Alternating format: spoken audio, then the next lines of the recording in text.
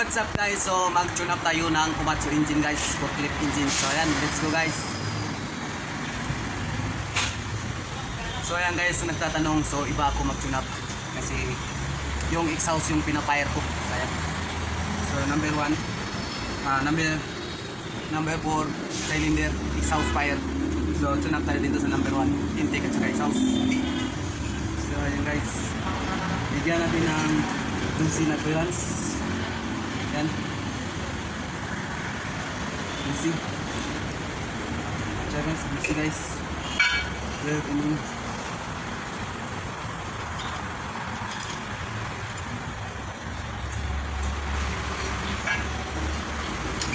Ayan. Easy. Okay, dito lang tayo sa kabila. Bigyan natin ng 15 guys, 15 ini.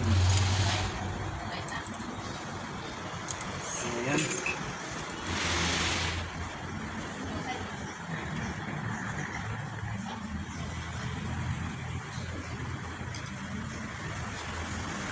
Ayan guys, 13 na siya.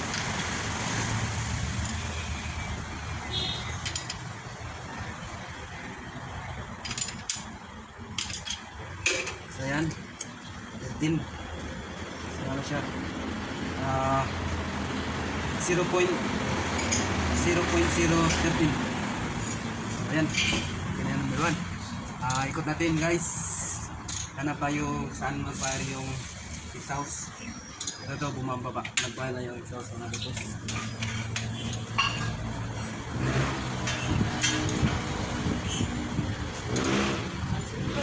So ayan, sunod tayo sa number 3 na cylinder. Ayan. Exhaust siya guys, okay siya, may clearance.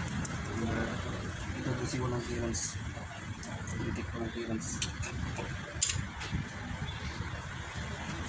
Check natin.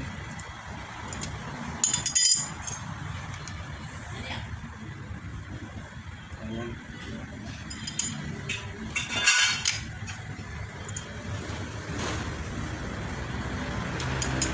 Intake guys, to see yung bigay ko 0.012 mm sa exhaust 0.013.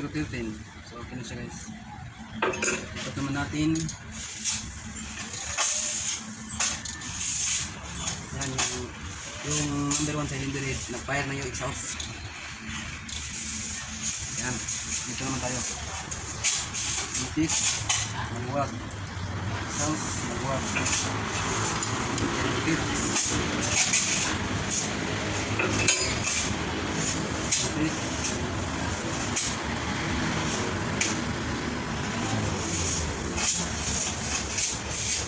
So guys, ikan intake guys, ang clearance 0.012 mm. So exhaust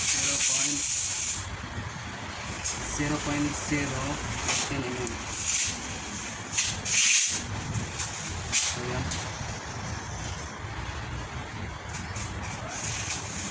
Ano to guys, Komatsu engine forklift. So ayan. So ikot naman natin. So ito, mag-down to guys sa exhaust. Ito, nag-down yung exhaust na under to cylinder. So patapos na tayo. Yan, fire niya, balik ng konti. So dito tayo sa intake, luwag, exhaust, fit. Kailangan bigyan ng clearance. Intake 0.012 mm.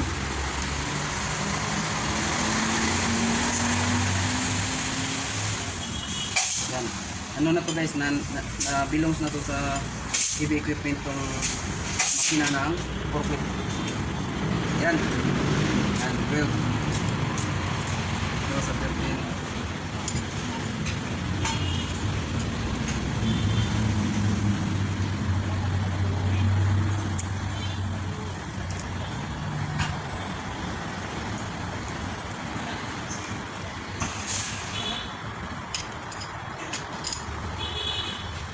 yan guys.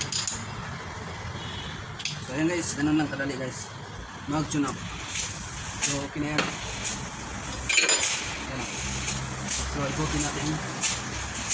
Yan.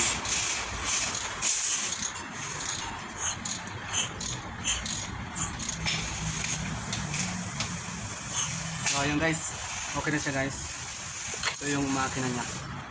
Yan. Komatsu. Oh. Komatsu. Ayan, okay na siya.